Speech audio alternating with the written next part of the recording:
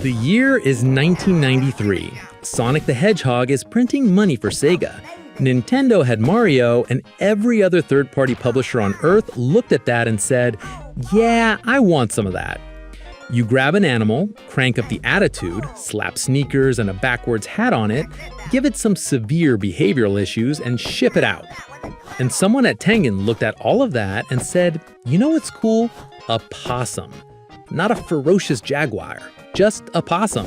And instead of giving him a clever, mysterious name, they doubled down and called him Awesome Possum.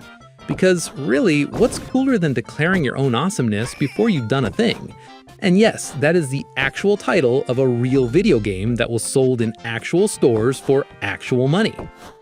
So let's break down what this game actually is, because it's impressive how much is going on here. It almost deserves a trophy just for existing. Tengen released Awesome Possum in November 1993 for the Sega Megadrive and Genesis. It's a 2D platformer starring a quippy marsupial determined to stop the evil Dr. Machino and his robot army from wrecking the environment. You've got oddball buddies like Killer Bee and Rad Rhino, and you've got to get through 13 levels across 4 worlds.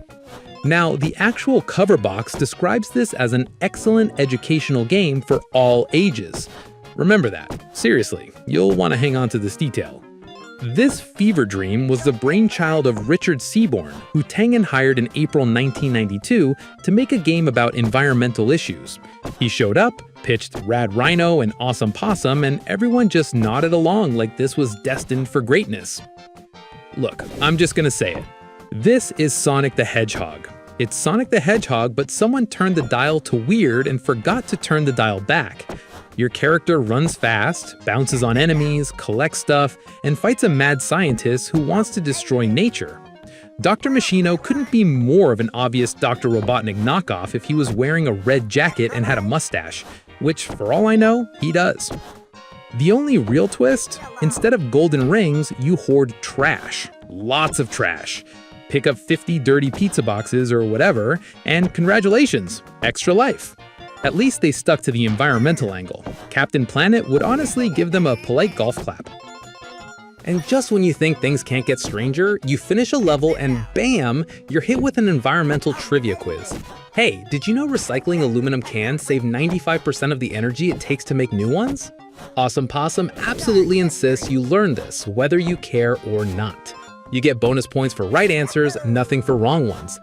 The entire quiz system is basically optional homework that exists to make you feel slightly guilty about your recycling habits. Right, so here's where it gets rough. The controls are genuinely bad. Jumping has no precision, your character flails all over the screen like he's never jumped before in his life.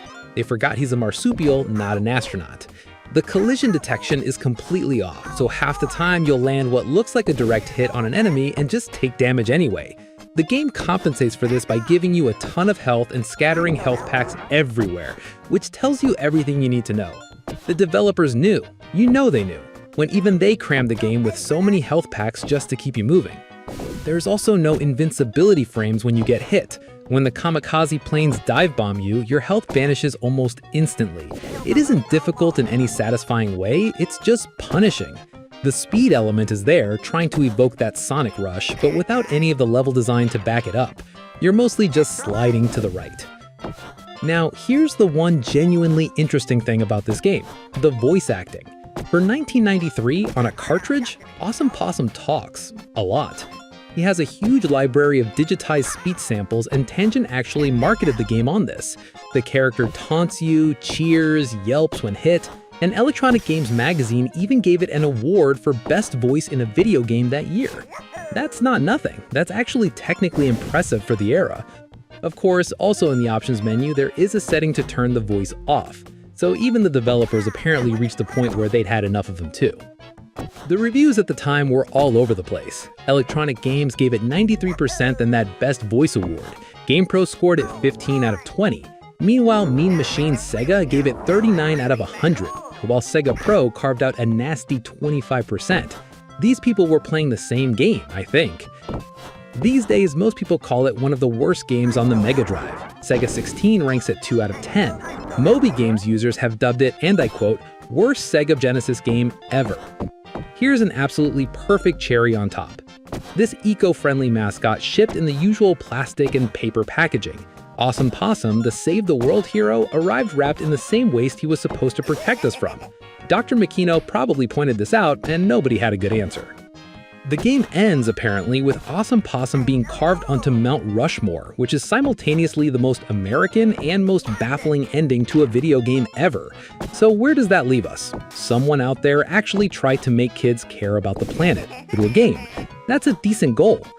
The voice acting was legitimately ahead of its time, and if you dig the so bad it's good games, honestly, this thing is gold, a spectacular train wreck, and there's always a crowd for that.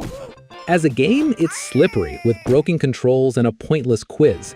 It's the digital version of that teacher who comes in wearing a backwards hat and says, "Let's rap about recycling, dudes." If you collect old games, it's worth a look. Maybe just keep your volume low. That's Awesome Possum Kicks Dr. Machino's Butt, a game that set out to save the world and kind of just tripped over its own feet. If you want more deep dives into the weirdest corners of retro gaming, hit like and subscribe. Trust me, there are plenty more disasters where this came from. Thanks for watching.